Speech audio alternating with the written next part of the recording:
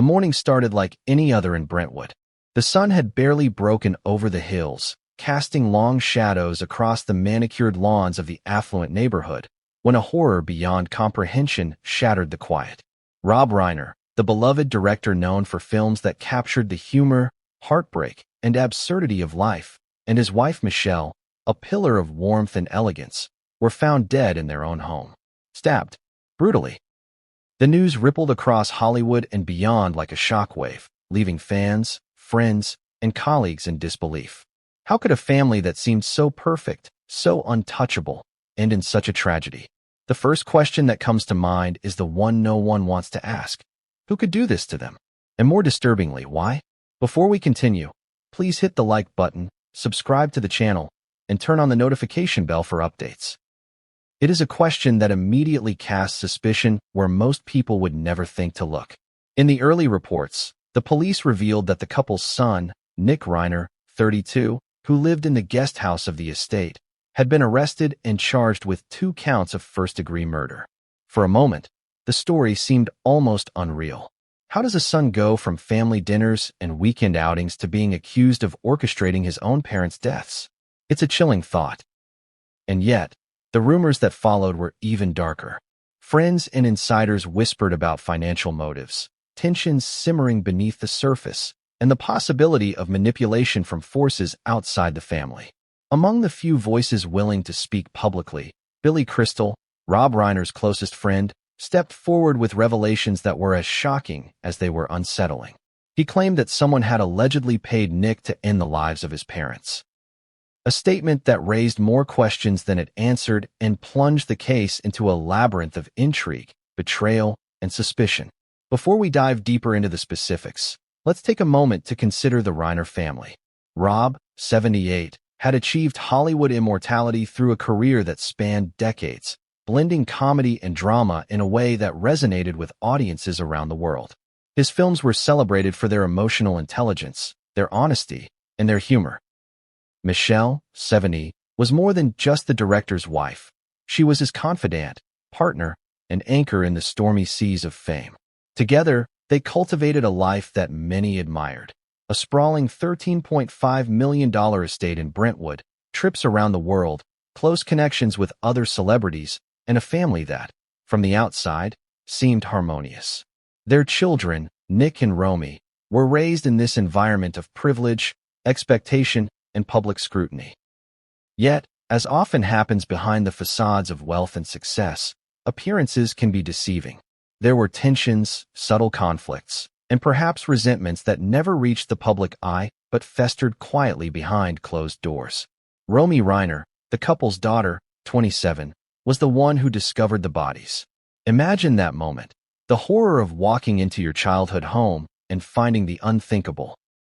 According to police reports, she immediately hinted at the presence of a dangerous family member, someone who, in her words, should be a suspect.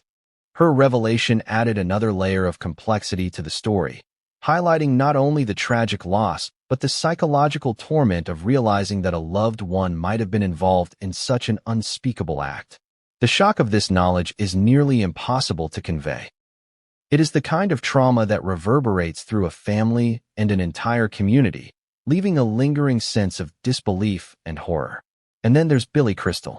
His friendship with Rob Reiner spanned decades. They were confidants, partners in laughter, and witnesses to each other's lives in ways most people could only imagine. For Billy to make the claims he did, that someone had allegedly paid Nick to kill his parents, was staggering. It's a statement that forces us to question everything we thought we knew about loyalty, trust, and family bonds. It also raises uncomfortable questions about the nature of influence, persuasion, and the dark intersections of money and human desire. How far can someone be pushed, manipulated, or tempted before they cross a line that cannot be uncrossed? In this case, the consequences were absolute, irreversible, and devastating. The media immediately latched onto every detail. Headlines screamed about the murder, Nick's arrest, and Billy Crystal's allegations. Social media erupted with speculation, theories, and outrage. People were fascinated, horrified, and confused in equal measure. How does a story that seems like something out of a crime drama unfold in the real lives of people we admired and trusted? How do we reconcile the image of a loving son with the accusations against him? And more importantly, what truths remain hidden beneath the headlines and sound bites, waiting to be uncovered? Let's pause and consider the psychological dimension of this tragedy. Family violence is often complex, rooted in long histories of interaction, resentment, expectation, and sometimes manipulation. In high-profile families, these dynamics can be magnified. Wealth, fame, and public scrutiny add pressure, exacerbate conflicts, and sometimes distort relationships in ways that are invisible to outsiders. The Reiner family was no exception. While they projected a life of success and cohesion, the events of that morning revealed fractures that were both shocking and heartbreaking. The juxtaposition of their public persona and the violent reality of their deaths is part of what makes this story so compelling and so terrifying. But what about motive?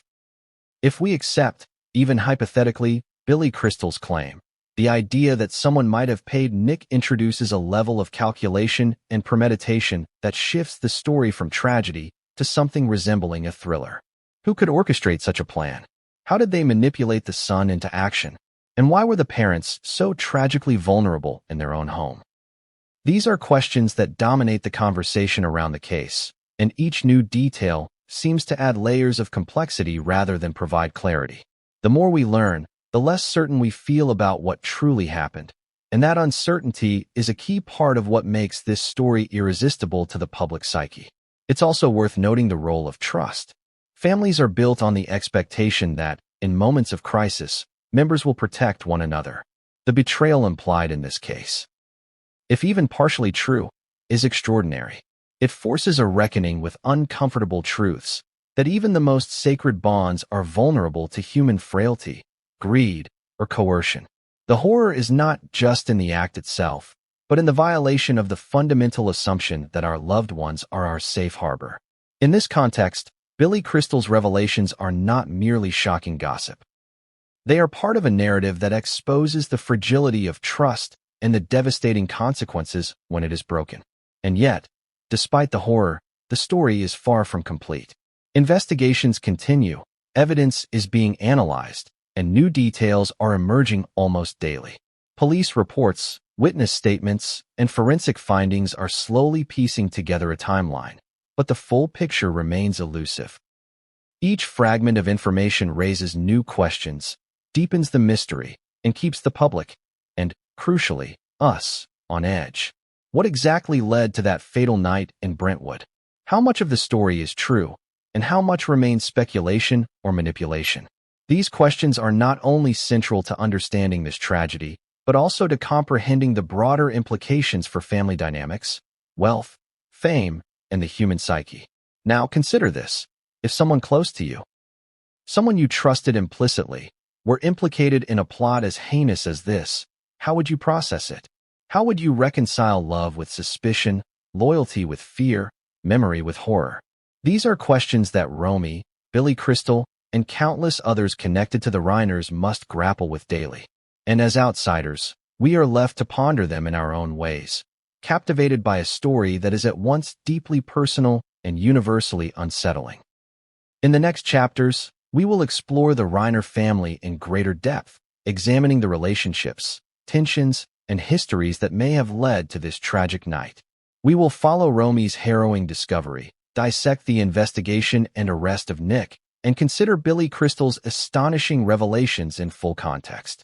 We will explore the alleged financial motives, psychological dynamics, and media frenzy that have shaped public perception of this case. And throughout, we will confront the unsettling reality that, sometimes, the most horrifying stories unfold not on a movie set, but in the homes of those we think we know best. Imagine a life that seems perfect from the outside: sprawling estates, designer furnishings, the hum of Hollywood glamour, laughter echoing through halls, and the comfort of knowing that fame and fortune have insulated you from life's harshest realities. For Rob Reiner and Michelle Reiner, that life existed. Or at least, that's what the world saw. From family photos in glossy magazines to public appearances radiating warmth and charm, they seemed untouchable, a couple who had mastered the art of both career and family. Rob, at 78, was celebrated for decades of directing films that touched hearts, made audiences laugh, and sometimes left them weeping quietly in theaters. Michelle, 70, was the steady presence at his side, admired not only for her grace but for the unwavering support she offered to Rob in a world known for its relentless pace and cutthroat pressures. On paper, the Reiner family life was a success story. Their Brentwood estate, valued at $13.5 million, represented both wealth and security. Expansive gardens, private gates, and a guest house where their son Nick lived created the image of a family enjoying the fruits of a lifetime's work. Publicly, they were affectionate, engaged with their community, and respected by peers. And then there was their daughter Romy, 27, whose presence added another layer to the family tableau. Youth, promise, and the continuation of a legacy steeped in both Hollywood history and personal achievement. But perfection, as often as it appears, is fragile. Beneath the polished surfaces, the manicured lawns, and the glossy smiles, life can carry fractures invisible to the casual observer. Families, even the most affluent and seemingly stable, are susceptible to the same pressures, resentments, and complexities that afflict anyone else. In the Reiner household, tensions may have simmered quietly over the years. The pressures of legacy, the expectations placed on children, the sometimes overwhelming attention of the public eye, all of these can combine to create stress and strain that no amount of money or fame can erase. Rob Reiner's career was both a blessing and a burden. His films were iconic, often exploring themes of family, identity, and human frailty. Yet fame comes at a cost. Every success brings scrutiny, every failure becomes a public lesson, and private struggles are often magnified through the lens of celebrity. For his children, growing up under such a spotlight can be both exhilarating and suffocating. Nick, 32, had lived in the guest house of the Brentwood estate, a life that many would envy, yet one that may have come with its own unique pressures. And Romy, witnessing the lives of her parents in both public and private spheres, carried the weight of expectations, loyalty, and perhaps unspoken tensions. The dynamics of wealth, fame, and family are complicated. Often, the very elements that make a family enviable, financial security, public admiration, influence, can also create isolation. Decisions are scrutinized, mistakes are magnified, and relationships can become strained under the weight of unspoken expectations. In families like the Reiners, appearances can be deceiving. A public smile may conceal a private argument. A dinner together may hide simmering resentment. It is a delicate balance, one that can tip in unexpected ways when pressure, jealousy, or greed enters the picture. Consider the psychological landscape. Families with extraordinary resources often face pressures that are invisible to outsiders. Children may feel trapped between loyalty to parents and the desire for autonomy. Siblings may compete for attention or inheritance. Wealth can distort priorities, making material concerns seem more urgent than emotional well-being. In the case of Nick Reiner, the alleged financial incentive to commit murder introduces a layer of moral and psychological complexity that is difficult for most to comprehend. How does one reconcile love for a parent with the lure of financial gain? How do years of expectation, pressure, or influence factor into such a decision? Michelle Reiner, by all accounts, was the anchor of the family. Her presence offered stability and warmth, the kind of steady guidance that nurtures and protects. Yet, even anchors can be worn down by the storms around them. Relationships within families are rarely simple, and in high-profile households, the stakes are higher, the consequences more visible. The tragedy that struck the Reiners was not just a loss of life, but the collapse of a family structure, one that had appeared solid and enduring for decades. It is easy, from the outside, to view the Reiners' life as enviable, a perfect blend of success, influence, and familial love. But the events of that day in Brentwood revealed a far more complicated reality. It is a reminder that appearances can deceive, that even families who seem invulnerable may harbor tensions, and that the dynamics of love, loyalty, and expectation can sometimes spiral into unimaginable tragedy. As we reflect on the Reiner family, one cannot ignore the contrast between their public image and the private horror that unfolded. On one side, there was fame, laughter, and accomplishment. On the other, there were tensions, secrets, and, ultimately, violence. The gulf between what is seen and what is hidden is vast, and it is precisely this tension that makes the story so compelling and so heartbreaking. But even as we consider the pressures and complexities of the Reiner family, there is another element to this story that demands attention: the children, particularly Nick and Romy. Their experiences, choices, and actions are central to understanding the tragedy. Romy, as the one who discovered her parents' bodies, is a figure of horror and resilience. Nick, as the accused, is a figure of suspicion, mystery, and intrigue. Together, their stories weave a complex tapestry of family life, expectation, and betrayal. In exploring the Reiner family, it becomes clear that the tragedy was not a sudden, isolated incident, but rather the culmination of dynamics, tensions, and decisions that had been building over years. It is a story of contrasts. Love and resentment, wealth and isolation, public admiration and private despair. Each element contributes to a narrative that is both shocking and profoundly human.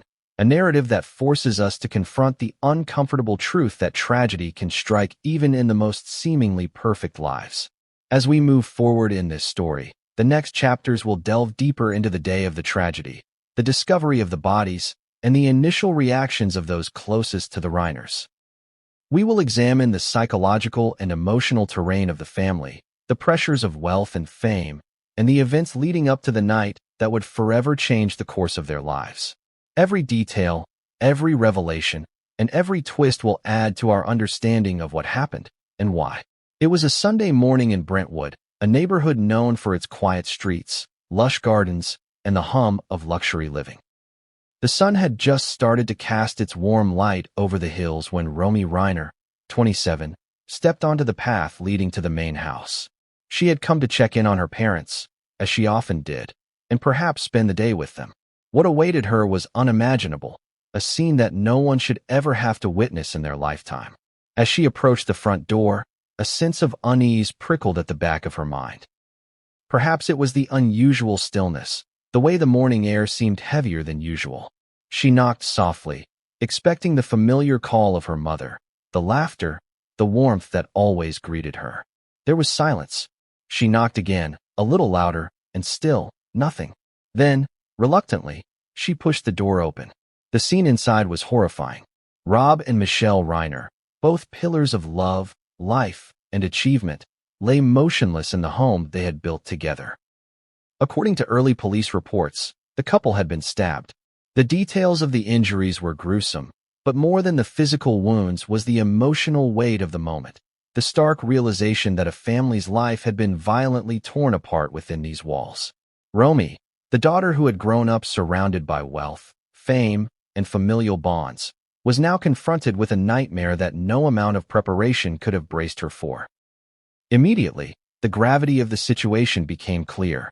The authorities were called, and within minutes, police and emergency responders descended on the Brentwood estate. The initial shock of the crime scene was compounded by the knowledge that someone within the family circle could be involved. Romy reportedly mentioned a dangerous family member to investigators, a statement that would become central to early speculation and reports. Her words carried weight because they came from someone intimately familiar with the family dynamics, someone who had lived in the orbit of both love and tension for her entire life. To understand the horror of that morning, it is important to consider the dynamics at play in the household. Nick Reiner, 32, the couple's son, lived in the guest house on the property. While at first glance, this might seem a harmless arrangement, a young adult living semi-independently, it positioned him uniquely in relation to his parents. Proximity, access, and knowledge of daily routines would later become critical elements in the investigation. Yet in that moment, none of these facts could mitigate the shock. The discovery of the bodies was not just a tragic event. It was a profound violation of trust, a moment that shattered the very notion of safety within a home that should have been a sanctuary. As police began their investigation, the story took on additional layers of intrigue and suspicion. The arrest of Nick Reiner later that night added fuel to a fire that had already begun to consume the public imagination. Questions arose almost immediately. How could a son, raised in love and security, become the prime suspect in such a brutal act? What had motivated him, if indeed he had acted alone, or had someone else influenced his actions? And how could a family that seemed so perfect from the outside harbor the seeds of such a catastrophe? The reactions from the neighborhood were a mix of shock, fear, and disbelief. Brentwood is a community accustomed to affluence and celebrity, but even here, the murder of the Reiners felt unprecedented. Residents spoke in hushed tones about the horror, the questions, and the unease that now hung over the streets they had always considered safe. The juxtaposition of normalcy and violence created a surreal atmosphere, one that would define the early days of the investigation. Media coverage followed quickly, amplifying both the facts and the speculation. News outlets were filled with images of the estate, statements from neighbors, and the official police reports. Headlines were bold, sensational, and designed to capture the public's attention. But in the midst of the coverage, the human tragedy sometimes got lost. The Reiners were not just public figures. They were parents, a couple, a family whose lives had ended violently. The narrative of Hollywood intrigue often overshadowed the personal heartbreak, but for those closest to the family, there was no distraction, no escape from the enormity of the loss. Psychologically, the discovery of such a crime within one's family home is profoundly destabilizing. Romy Reiner's immediate reactions, fear, disbelief, confusion, are emblematic of the trauma that follows such an event. Research in family trauma and violent loss highlights the intense emotional and cognitive dissonance experienced when a loved one is found dead, particularly under circumstances that suggest internal betrayal. The mind struggles to reconcile memory with reality, love with horror, and trust with suspicion. Romy's decision to point to a potentially dangerous family member demonstrates both the clarity and desperation that can accompany such a traumatic moment. The alleged involvement of someone within the family, particularly a child of the victims, added layers of legal and ethical complexity to the case. First-degree murder charges were filed against Nick Reiner, and the community, along with the nation, grappled with the implications. The very idea that a parent could be murdered by their own child challenges deeply held beliefs about familial bonds, morality, and human behavior. Psychologists and legal experts began to weigh in on motives, possible coercion, and the impact of wealth and upbringing on ethical development. The speculation, while informative, only heightened the public's sense of shock and disbelief. Billy Crystal's subsequent revelations about alleged payments made to Nick added yet another dimension to the horror. According to Crystal, someone had offered Nick money to commit the act, introducing questions of manipulation, corruption, and premeditation. This claim transformed the narrative from a domestic tragedy to a story of conspiracy and potential criminal orchestration, raising ethical and legal questions that remain unresolved. If true, it suggested a level of planning and influence that made the events at Brentwood not just tragic, but chilling in their complexity. In considering the day of the discovery, one cannot overlook the emotional toll on Romy. Witnessing the aftermath of such violence, knowing the potential involvement of a sibling, and facing the scrutiny of both authorities and the public, creates a level of psychological pressure that is almost impossible to fathom. The initial moments of horror quickly evolved into weeks of interviews, statements, and legal proceedings, all under the watchful eye of the media. The psychological trauma, compounded by grief and uncertainty, is a crucial aspect of the story that underscores the human cost beyond the crime itself. As the investigation unfolded, patterns began to emerge. Evidence suggested that the attack was premeditated, raising the stakes for understanding motive, opportunity, and influence. Forensic details, security footage, and witness statements provided glimpses into what had occurred, but each new piece of information seemed to open additional questions rather than provide answers. The complexity of the crime scene, combined with the alleged involvement of someone close to the family, created a narrative that was both compelling and terrifying. The day of horror in Brentwood is, in many ways, the fulcrum upon which the entire story pivots. It is the moment when the idyllic image of the Reiner family was shattered, when public perception collided with private tragedy, and when the first indications of betrayal, tension, and conspiracy came to light. From this point forward, every detail, revelation, and claim, whether from family, friends, or insiders like Billy Crystal, would build upon the emotional and psychological foundation laid on that fateful morning. And yet, as devastating as the day was, it was only the beginning. The discovery of Rob and Michelle Reiner's bodies set in motion a chain of events, investigations, and revelations that would reveal a story far more complex than anyone could have anticipated. Each twist, each statement, each rumor contributed to a narrative that was both shocking and compelling, one that would grip the public imagination and challenge our understanding of family, loyalty, and morality. When a tragedy strikes a family, it is natural for the world to look for explanations. In most cases, people search for patterns, motives, anything that might make sense of senselessness. In the Reiner family tragedy, those questions quickly focused on one person, Nick Reiner, 32, the son who lived in the guest house of his parents' Brentwood estate. He was immediately thrust into the spotlight, not as a child or sibling, but as the prime suspect in the brutal deaths of his own parents. For a family known for their charm, wealth, and influence, this was a twist no one could have anticipated, and it raised questions that would haunt investigators, friends, and the public alike. How does a son come to be accused of murdering his parents? And if true, what could drive him to such an unimaginable act? To understand Nick's place in the story, we must first examine his upbringing and life within the Reiner household. He was born into privilege and visibility, raised in the shadow of one of Hollywood's most influential directors, and a mother whose presence was a stabilizing force in the family. From an early age, Nick would have been acutely aware of his father's accomplishments and the public expectations that came with the Reiner name. Succeeding in such an environment can be both inspiring and burdensome.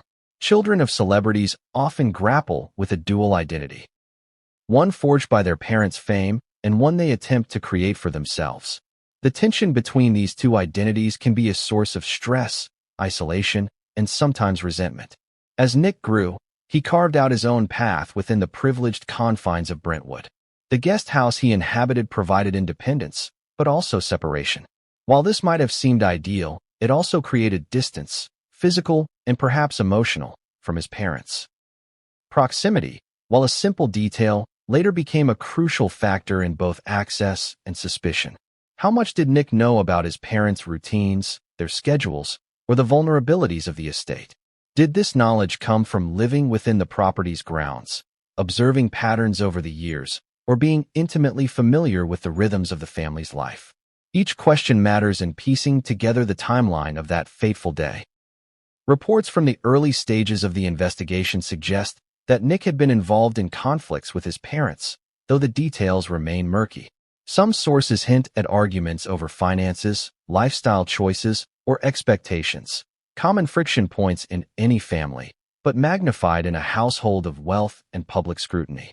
Others suggest he may have experienced psychological stress or periods of instability. While the extent of these tensions is not fully known, investigators were tasked with understanding both the overt and subtle dynamics that could have contributed to the alleged crime. The arrest of Nick Reiner added another layer of complexity. On the night of the murders, police reportedly apprehended him at the property. The charges were severe, 2 counts of first-degree murder. The gravity of these accusations cannot be overstated.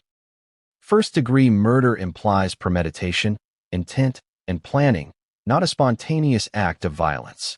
The legal and emotional weight of this classification immediately escalated the public's perception of the case. Questions about motive, external influence, and mental state became the central focus of speculation, discussion, and analysis. Billy Crystal's statements further complicated the narrative. As Rob Reiner's best friend, Crystal claimed that Nick had allegedly been offered money to kill his parents. If accurate, this allegation introduces the idea of coercion, manipulation, or inducement from a third party. The thought that someone could financially incentivize a child to commit such an act is disturbing on multiple levels. It challenges conventional understandings of morality, trust, and familial bonds. For many observers, it reframed the tragedy not as a sudden eruption of familial conflict, but as a potentially orchestrated plot with far-reaching implications. The psychological dimension of Nick's alleged actions is both complex and deeply unsettling. Experts in criminal psychology often note that children who commit parricide, a term describing the killing of one's parents, are influenced by a combination of factors: long-standing resentment, perceived injustice, psychological disorders, or external pressures. In Nick's case, the possibility of financial enticement adds an unprecedented layer of influence. How does a parent reconcile the love for their child with the horror of imagining that they might act under such influence? How does the public reconcile the image of a family united by wealth and affection with the possibility that this unity could be destroyed from within? It is also essential to consider the social and cultural pressures Nick may have faced. Children of high-profile families often encounter scrutiny that can distort self-perception and behavior. Every action is observed, every choice analyzed, and private mistakes can become public scandals. While we cannot definitively assess Nick's mental state or motivations, it is clear that the intersection of fame, expectation, and personal circumstances created a volatile environment. Within this context, the alleged decision to commit, or be coerced into committing, an act of violence is both tragic and incomprehensible. Yet even as investigators focused on Nick, questions persisted. How much was he acting independently? How much influence did external parties exert? What role did family dynamics, unresolved tensions, and psychological pressures play in the unfolding tragedy? These questions were not just legal or theoretical. They were central to understanding the event in human terms. They invite reflection on the nature of family bonds, the vulnerability of individuals under pressure, and the shocking possibility that the people we love most can sometimes be instruments of our undoing. Rob Reiner's statements to police also add nuance to the understanding of Nick. Her description of a dangerous family member highlights the ambiguity of the family's internal dynamics. Was this danger literal or metaphorical? Was it a warning based on behavior she had observed, or a reflection of her shock and grief? Either way, her words cast Nick as a focal point of suspicion, intensifying public attention and media scrutiny. The family, already grieving, became the subject of speculation, analysis, and moral judgment from the world at large. The combination of proximity, opportunity, motive, and alleged coercion paints a chilling picture. Nick was close enough to the victims to act, knowledgeable enough to plan, and, according to claims, potentially influenced by financial incentive. Each of these factors elevates the narrative from tragedy to something that resembles the plots of crime thrillers, where hidden motives and secret pressures collide with human frailty and poor judgment. Yet unlike a fictional story, the consequences here are irreversible. Lives were lost, families destroyed, and reputations irrevocably altered. As Nick Reiner's role became the focus of investigation, public fascination grew. Headlines debated his guilt, neighbors speculated on family conflicts, and experts dissected motives and psychological profiles. The case became not only a legal matter but a cultural conversation about trust, morality, and the dark possibilities lurking within even the most privileged families.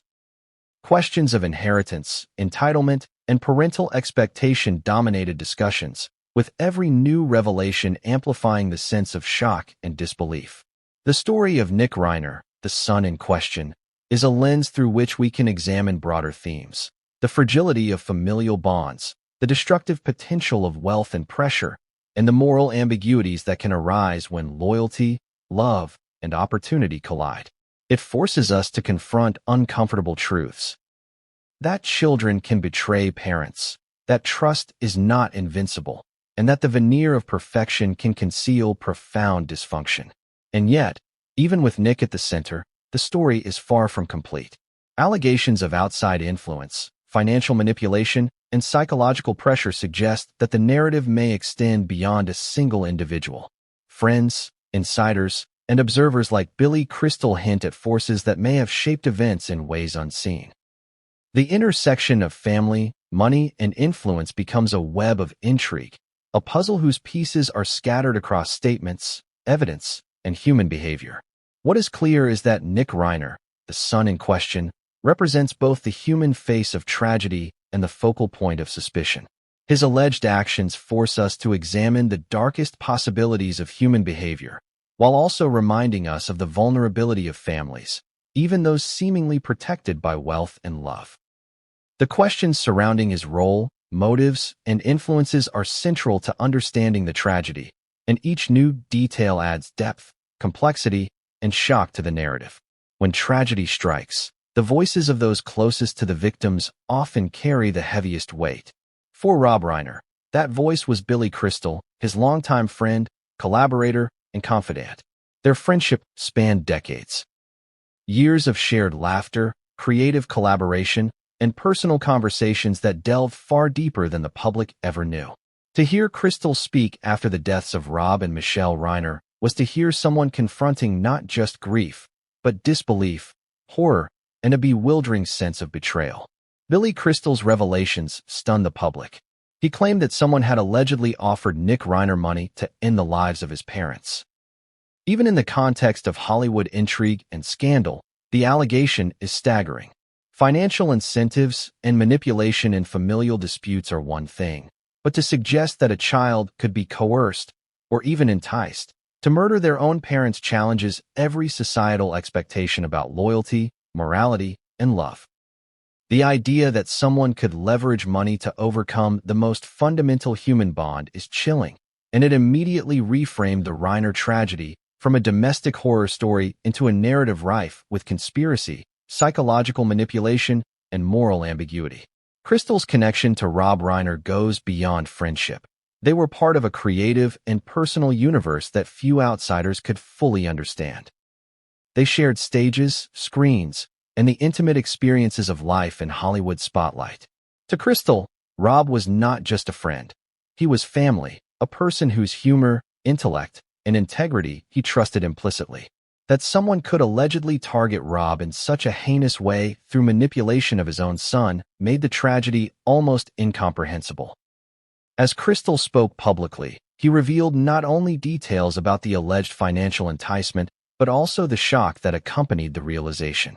He spoke of disbelief. How could a young man, raised with love and care, be involved in such a plot? How could a family, so outwardly close and harmonious, harbor the potential for this level of betrayal? The tension between public perception and private horror is stark. Crystal's perspective provides a rare window into the personal dimension of this tragedy, reminding the world that beyond headlines and speculation lie human relationships, trust, and devastation. The implications of Crystal's claims extend far beyond the immediate tragedy. If someone indeed offered Nick money to commit murder, it raises pressing questions about influence, coercion, and responsibility. Who would orchestrate such a scheme?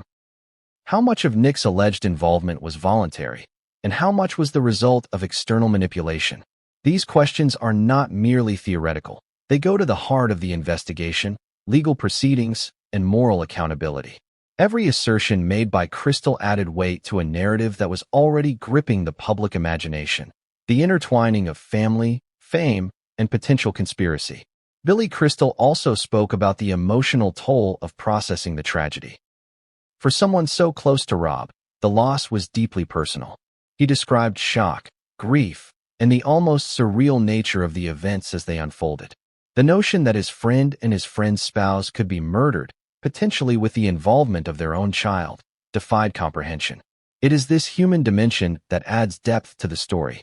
Beyond the sensational headlines and rumors, there is profound sorrow, confusion, and an urgent need to understand how such a situation could arise.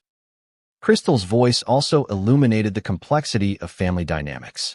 Families are rarely simple, and even the closest bonds can be tested by circumstances, misunderstandings, and external pressures. In the Reiner household, the intersection of fame, wealth, and personal expectations created an environment that, while enviable on the surface, may have been fraught with unspoken tension. Crystal's insights hint at the difficulty of navigating these dynamics, especially when outside influences, such as financial inducements, may have played a role in shaping decisions with catastrophic consequences. His public statements also fueled media coverage and speculation. News outlets, eager for insight from someone intimately connected to the victims, highlighted Crystal's claims, amplifying both the shock and the controversy. Social media erupted with discussions about the alleged payment, the morality of manipulating a family member, and the broader implications of wealth and influence in such a tragedy.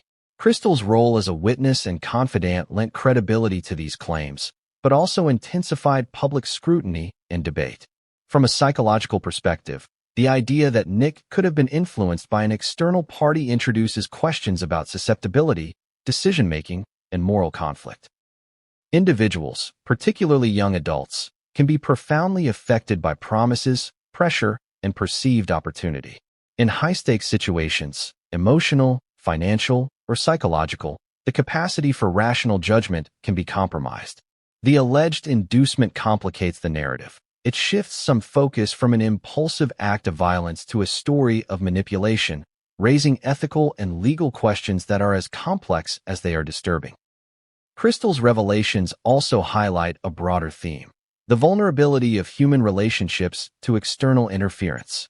Even the closest, most trusted bonds can be tested or exploited.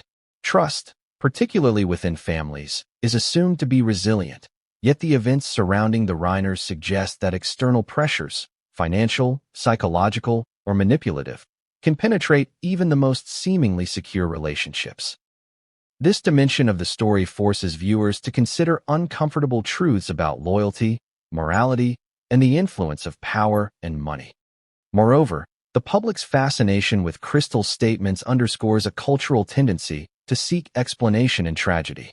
Audiences are drawn to stories that combine wealth, fame, betrayal, and moral ambiguity.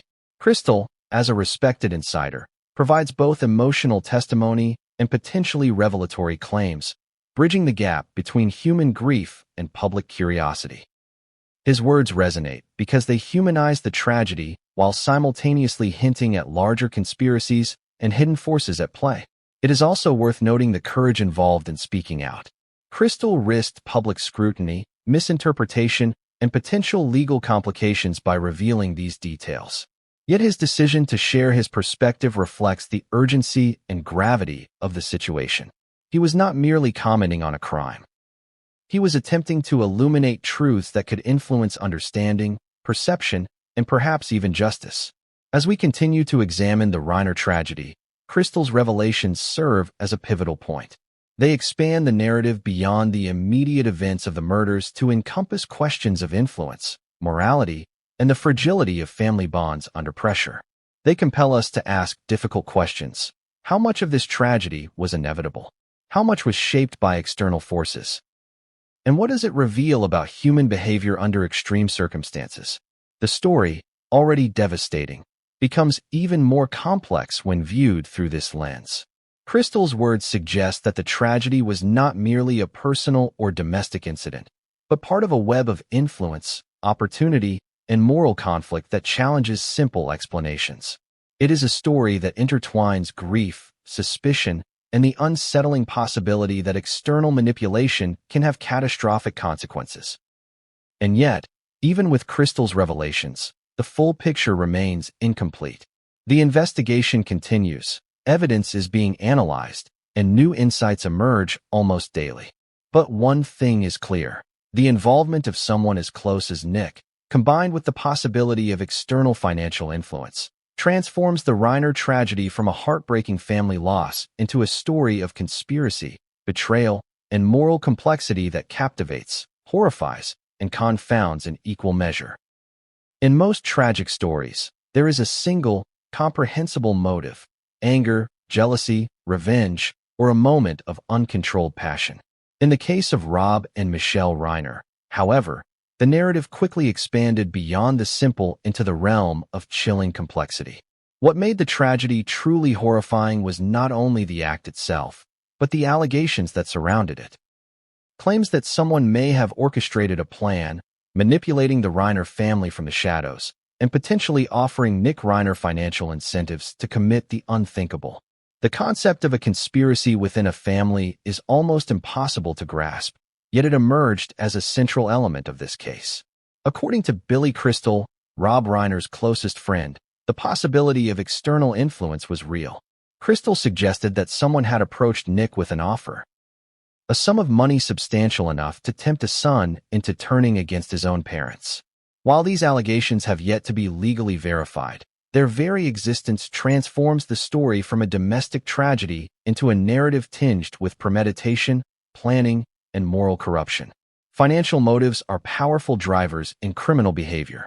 Wealth, while ostensibly a protective factor, can also become a source of tension, temptation, and manipulation. For someone like Nick Reiner, raised in an environment of affluence and visibility, the promise of money could intersect with personal grievances, perceived slights, or unresolved familial conflicts in ways that are psychologically destabilizing. The notion that a parent's life could be reduced to a transaction, an exchange of money for murder, forces an examination not only of human behavior, but of the corrosive influence of greed and opportunity. Consider the logistics of such a conspiracy. If someone indeed orchestrated this plan, they would have needed intimate knowledge of the family's routines, vulnerabilities, and internal dynamics. They would have had to identify a point of leverage, Nick, and convince him, subtly or overtly, to take action against his own parents. The very complexity of this scenario makes it terrifying.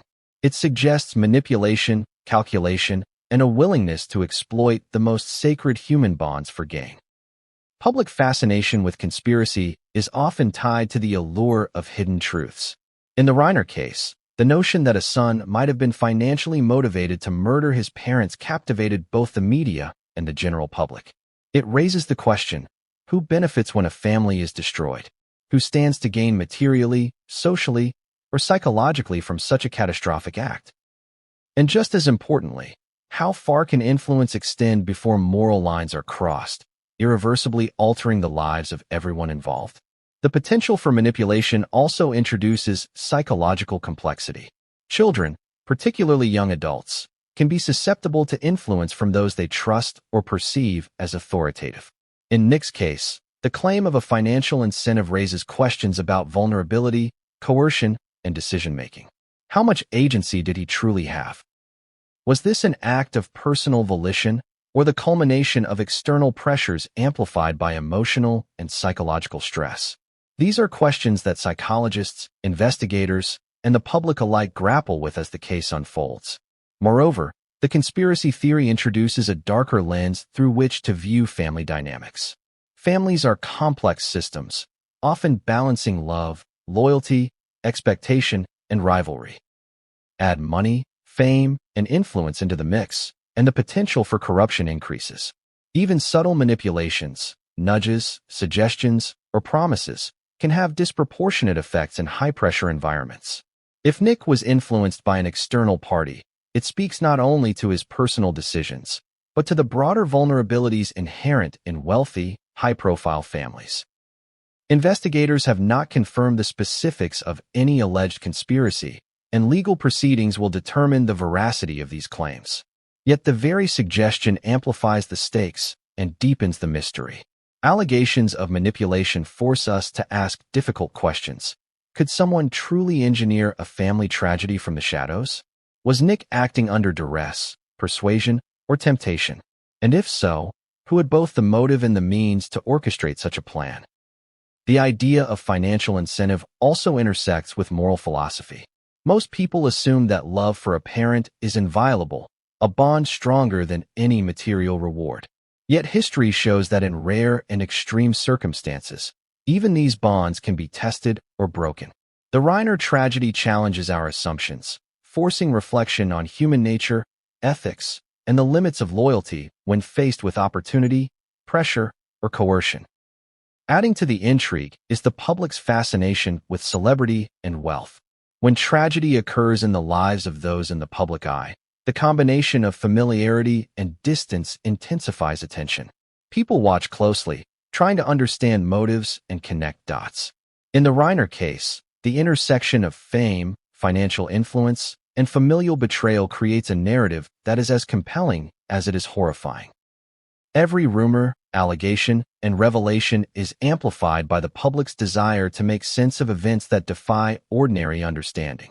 Yet, even as speculation swirls, the human dimension remains central. At the heart of this story are lives destroyed, relationships shattered, and grief that will never fully heal. If a conspiracy existed, its effects are devastating not only for the victims, but for everyone connected to the family. The psychological and emotional consequences of betrayal, manipulation, and loss ripple outward, touching friends, relatives, and even the broader community. The alleged conspiracy also raises questions about accountability and justice. If someone orchestrated events from behind the scenes, to what extent are they responsible for the outcomes? And if Nick acted under influence, how should the law weigh coercion against personal agency? These questions are complex, morally fraught, and central to the unfolding narrative of investigation and trial. Finally, the notion of manipulation within the Reiner family reminds us that appearances can be deceiving.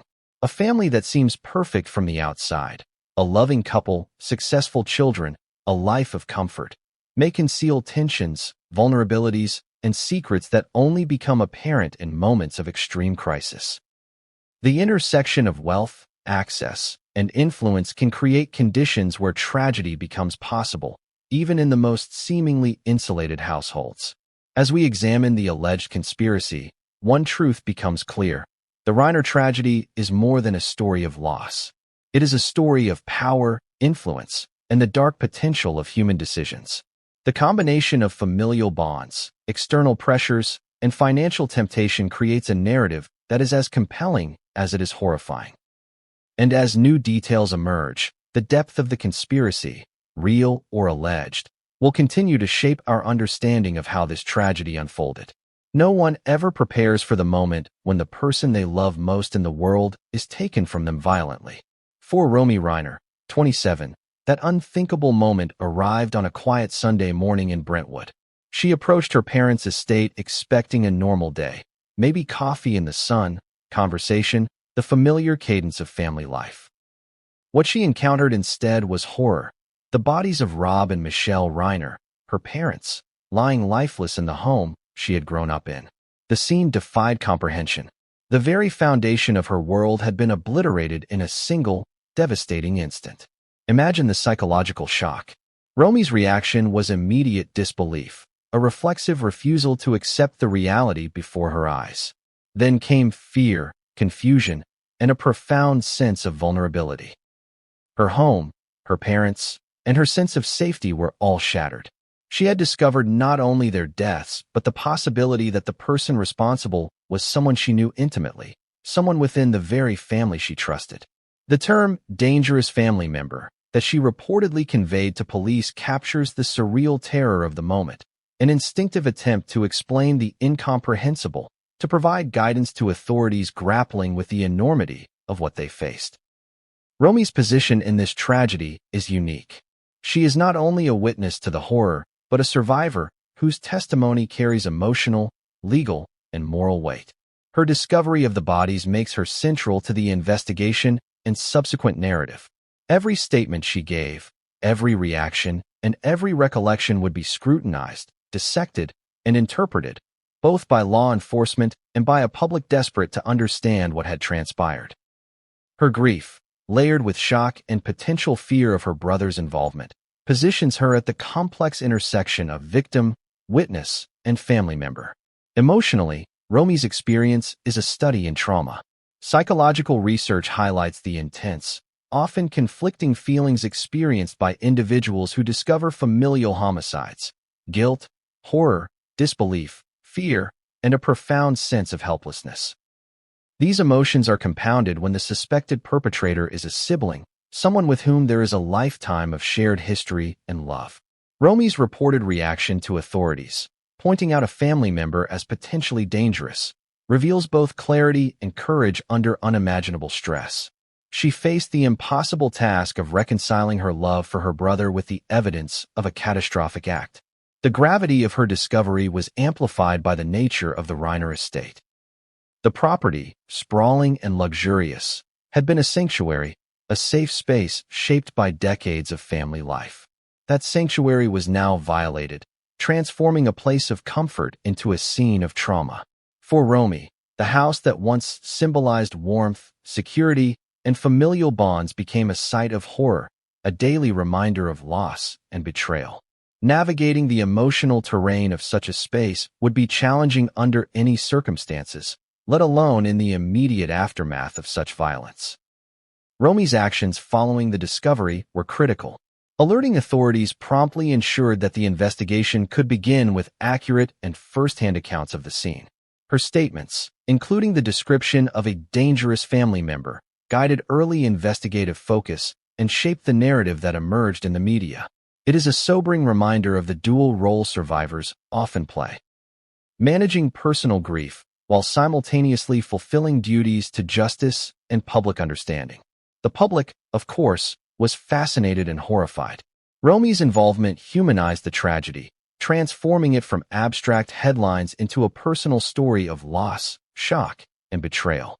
Audiences grappled with the idea that she had discovered her parents' deaths and simultaneously faced the potential reality that her brother might have been involved.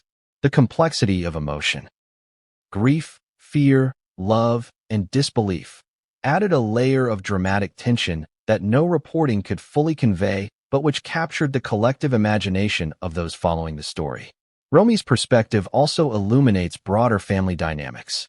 Witnessing the aftermath of violence within one's own home forces a reckoning with the fragility of familial bonds. Even in families of wealth, privilege, and outward harmony, underlying tensions and vulnerabilities can manifest in extreme ways. Romy's experience underscores the stark reality that no family, regardless of public image or financial security, is immune to tragedy, manipulation, or betrayal. Legally, her role as the first to discover the bodies made her an essential witness. Investigators would rely on her testimony to establish timelines, interpret evidence, and understand the events leading up to the murders. Every detail she could provide, schedules, interactions, familial tensions, was critical in reconstructing the night that changed the Reiner family forever. Romy's observations, therefore, were not just emotionally significant, but legally consequential, potentially shaping the trajectory of charges, evidence, and the pursuit of justice. The psychological weight of discovering such violence cannot be overstated. Trauma experts note that first responders and witnesses of violent deaths often experience long-term effects, including anxiety, depression, and post-traumatic stress disorder. For Romy, the impact is magnified by the personal nature of the tragedy. She was not merely an observer. She was intimately connected to the victims and the suspected perpetrator. Processing grief while simultaneously grappling with suspicion and potential betrayal is a psychological ordeal few can endure without lasting emotional scars. Romy's courage and resilience, however, stand out. Despite the horror she faced, she acted decisively, guiding authorities, protecting evidence, and providing crucial insight into the family dynamics. Her actions exemplify the complex interplay of shock, instinct, and responsibility that defines the experiences of those who encounter family tragedies firsthand. Yet, even as we explore Romy's role, questions remain. How did the family reach this point? Were there warning signs she had observed, subtle tensions that hinted at something darker? And how does a daughter reconcile love for her brother with the evidence suggesting his potential involvement? These questions are central not only to understanding the Reiner tragedy, but also to examining the psychological and emotional landscapes of families under extreme stress. The morning that Romy discovered her parents' bodies represents the pivot point of the story. It is the moment when grief, horror, and suspicion converged into a narrative that would captivate the public, challenge investigators, and leave an indelible mark on the Reiner family. Her perspective provides a human lens through which the broader tragedy can be understood, a reminder that beyond speculation and headlines, real people endured real trauma. And yet, the story of Romy Reiner is far from over. Her discovery set in motion investigations, allegations, and public fascination that would uncover deeper questions about influence, motive, and morality within the Reiner family. Each revelation adds complexity to the narrative, keeping the world watching, questioning, and trying to make sense of events that seem almost impossible to comprehend. By the time law enforcement arrived at the Reiner estate that Sunday evening, the quiet streets of Brentwood were already buzzing with an unusual tension. Neighbors, accustomed to a sense of calm and the occasional celebrity sighting, could hardly have imagined the storm that had erupted behind the wrought iron gates of one of their most prestigious properties. News traveled quickly, Rob and Michelle Reiner had been found stabbed to death in their own home. And at the center of the storm, a name emerged that shocked even the most seasoned observers. Nick Reiner, the couple's 32-year-old son, had been arrested on suspicion of first-degree murder. The arrest sent shockwaves not only through the neighborhood, but also across the nation. Brentwood, with its manicured lawns and quiet streets, is often a refuge for Hollywood's elite. Yet within this bubble of privilege, a family's private tragedy had turned into public fascination and horror. The idea that a son could be implicated in the brutal deaths of his parents challenged every notion of familial trust and stability. For neighbors and the broader public, it was as if reality had shifted. An idyllic tableau suddenly replaced by suspicion, grief, and disbelief. The legal implications of Nick's arrest were immediate and profound. First-degree murder is not an accusation levied lightly. It implies premeditation, intent, and careful planning. Authorities would have needed to gather compelling evidence before taking the drastic step of arresting a family member. The very fact of his apprehension suggested that investigators had reason to believe that Nick was not only involved, but may have acted with deliberation, a notion that intensified the horror and fascination surrounding the case. From a psychological perspective, the arrest of a child for parricide, a term used to describe the killing of one's parents, is extremely rare and deeply unsettling. Experts point out that such acts often involve a complex interplay of motives: resentment, perceived injustice, psychological distress, or external influence. In Nick's case, additional factors such as alleged financial inducements and family dynamics further complicated the picture, creating a scenario that seemed